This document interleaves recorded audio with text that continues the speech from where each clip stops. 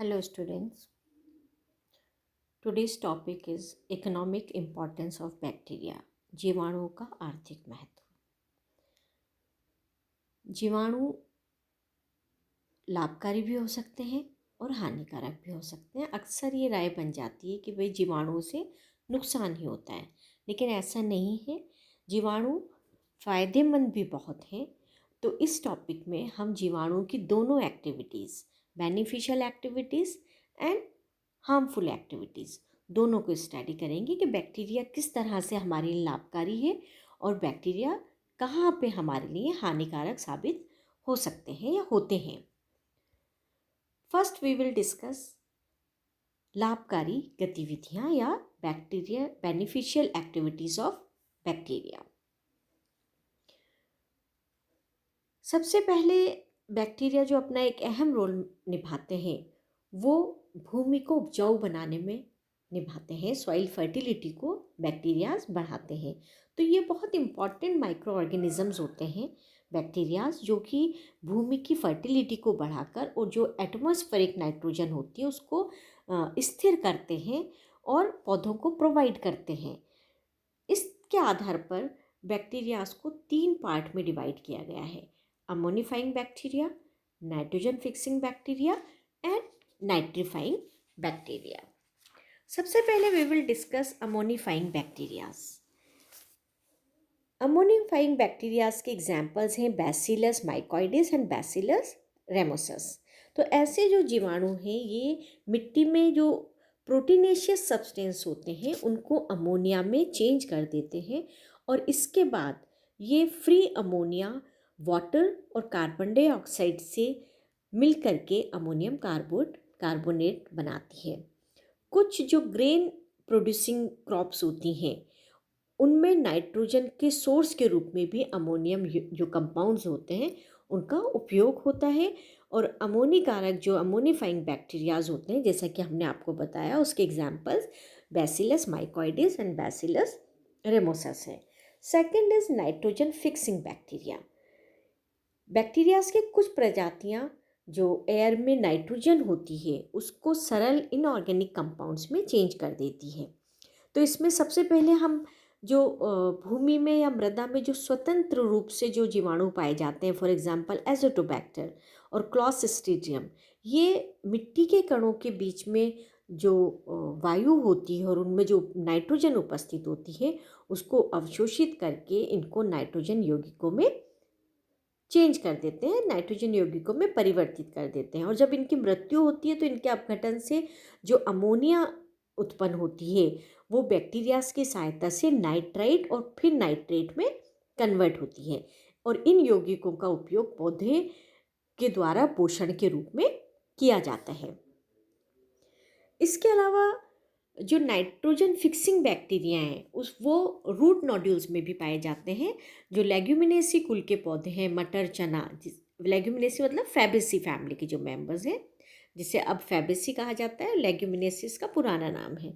तो जो लेग्यूमिनेसी या फैबेसी कुल के जो पौधे हैं जैसे मटर और चना, और इनकी जो रूट्स होती हैं उनमें ग्रंथियां पाई जाती हैं जिन्हें रूट नोड्यूल्स कहते हैं और इनमें राइजोबियम लेग्यूमिनोसेरम बैक्टीरिया पाया जाता है। तो राइजोबियम की ये स्पीसीज़ नाइट्रोजन को अवशोषित करती है और नाइट्रोजन कंपाउंड में कन्वर्ट कर देती है और इस सारे प्रोसेस में जो जीवाणु होते हैं उनको पौधों में एक आवास मिल जाता है। तो पौधे जो होते हैं वो जीवाणु को एक आवास प्रदान करते हैं और इसके बदले में जीवाणु जो एटमॉस्फेरिक नाइट्रोजन है उसको नाइट्रोजन कंपाउंड्स में चेंज करके पौधों को उपलब्ध कराती है। तो ये एक सिम्बायोसिस का एक ब्यूटीफुल एग्जाम्पल है जहाँ पे सहजीविता शो करते हैं प्लांट एंड राइजोबियम। और इसी के साथ ये रूट नोड्यूल्स में पाए जाने वाले जो बैक्टीरियाज हैं ये भूमि को उपजाऊ भी बनाते हैं। Third is nitrifying bacteria. Nitrifying जो बैक्टीरियाज होते हैं, फॉर एग्जांपल नाइट्रोसोमोनास, ये अमोनिया को नाइट्राइट में परिवर्तित करने का कार्य करते हैं। और जबकि कुछ अन्य जो जीवाणु की प्रजातियां होती हैं, फॉर एग्जांपल नाइट्रोबैक्टर, ये नाइट्राइट को नाइट्रेट कंपाउंड्स में बदल देते हैं और पौधों को उपलब्ध कराते हैं और भूमि की उर्वरता बढ़ाने में सहायक होते हैं। तो ammonifying bacteria, nitrogen fixing bacteria and nitrifying bacteria, ये बैक्टीरियाज भूमि की उर्वरता, उसकी फर्टिलिटी को बढ़ाने का में अहम भूमिका अदा करते हैं। Next is bacteria in industries. जो जीवाणु हैं उनका उद्योगों में क्या महत्व है, तो इसमें सबसे पहले हम डिस्कस करेंगे डेयरी प्रोडक्ट्स में, यानी डेयरी इंडस्ट्रीज में इनका जीवाणुओं का क्या रोल रहता है, या फूड प्रोसेसिंग में जीवाणुओं का क्या रोल होता है। तो जैसे कि आपको पता है कि मिल्क में लैक्टोबैसिलस, जब दही का खट्टापन होता है वो बैसिलस के वजह से होता है। तो दूध में विभिन्न प्रकार के जो बैसिलस होते हैं, फॉर एग्जांपल बैक्टीरिया लैक्टिसी एसिडी जो होते हैं, या बैक्टीरियम एसिडी लैक्टाई, जो जीवाणु हैं वो दूध में जब हो जाते हैं तो ये दूध में उपस्थित जो लैक्टोज शुगर होती है उसका फर्मेंटेशन करके लैक्टिक एसिड में कन्वर्ट कर देते हैं, और इन्हें इसके परिणाम स्वरूप ये दूध खट्टा हो जाता है।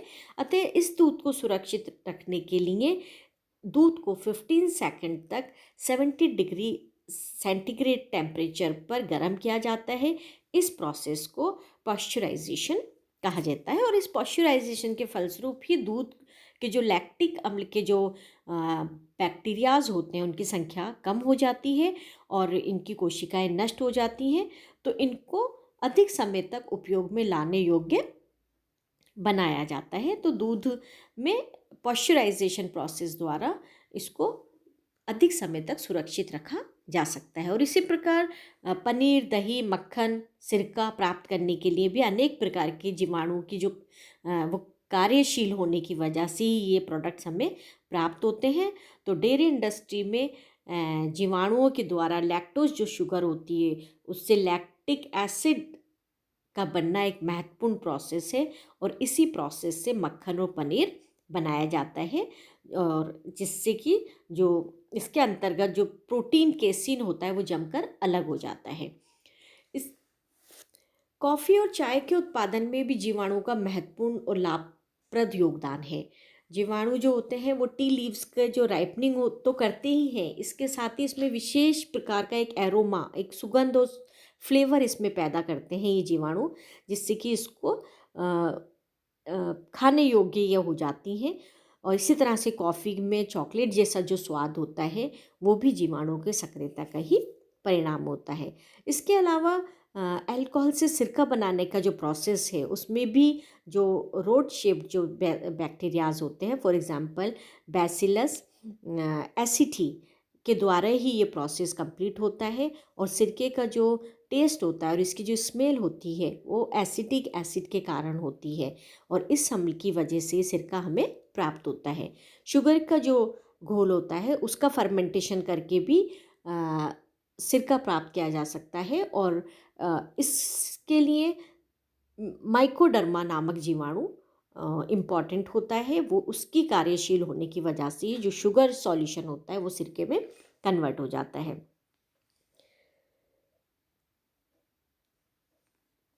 कुछ एंटीबायोटिक्स जो होती हैं, एंटीबायोटिक्स का उपयोग न केवल विभिन्न रोगों के उपचार में होता है अपितु अनेक भोज्य पदार्थों की सुरक्षा हेतु भी इनका उपयोग किया जाता है। Next is leather industry. चमड़ा उद्योग में भी जीवाणु महत्वपूर्ण भूमिका निभाते हैं। इसमें जो जंतु होता है उसकी स्किन पर जो बाल होते हैं या उसमें जो वसा जमा होती है उसका ये विघटन कर देते हैं जीवाणु, जिससे कि उसके त्वचा के जो बाल होते हैं वो अलग अलग हो जाते हैं और चमड़ा उपयोग के लायक हो जाता है। केमिकल इंडस्ट्रीज़ में, यानी जो रसायन हमें प्राप्त होते हैं, वो रसायन उद्योग में भी जीवाणुओं का अहम रोल होता है, और इसके द्वारा कई रसायन हमें प्राप्त होते हैं। फॉर एग्जांपल डेक्स्ट्रीन नामक जो एक्स्ट्रा सेलुलर पॉलीसैकेराइड है वो ल्यूकोनोस्टॉक नामक जीवाणु की सक्रियता के कारण ही प्राप्त होता है। और डेक्स्ट्रीन का जो उपयोग होता है वो खाद्य पदार्थों को स्थायी कारक के रूप में किया जाता है कि खाद्य पदार्थों को लंबे समय तक कैसे रखा जाए, इसमें डेक्स्ट्रीन का उपयोग किया जाता है।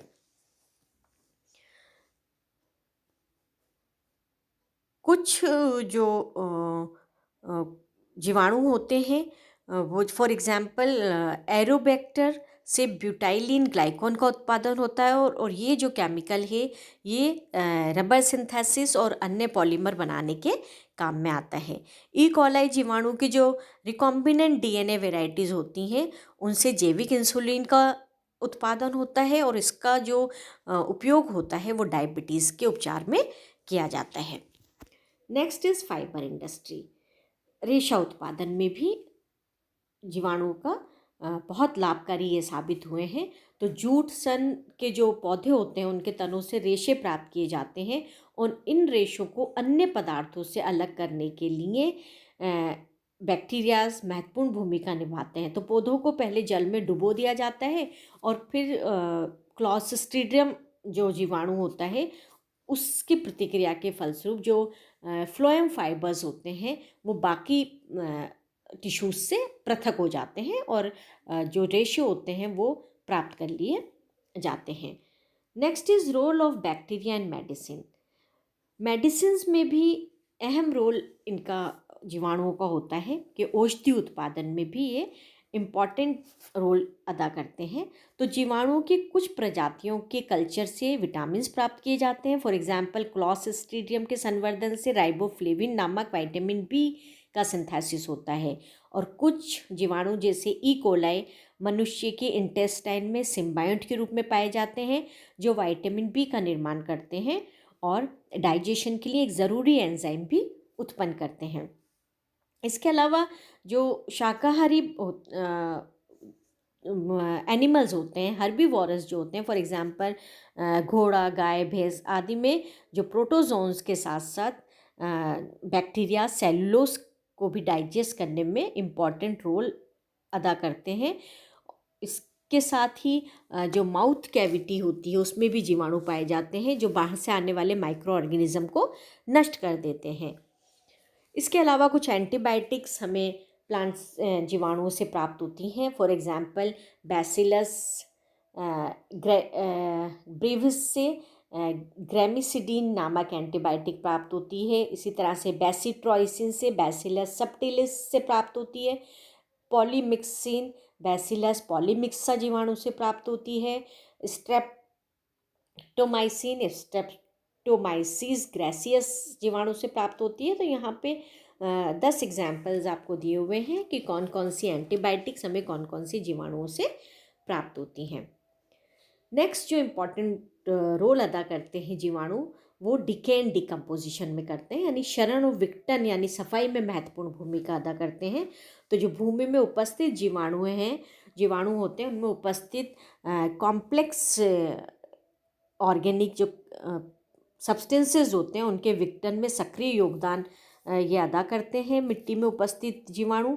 और इनकी सक्रियता से 2 स्तरों पर जो मिट्टी है उसको उपलब्ध कराया जा सकता है पौधों के लिए। तो मिट्टी में पाए जाने वाले जो हानिकारक हार्मफुल जो वेस्ट है उसका डिके करके ये स्कैवेंजर्स की भूमिका अपमार्जक की भूमिका निभाते हैं और दूसरा मृदा में उगने वाले पौधों के लिए भोजन उपलब्ध कराने का कार्य करते हैं।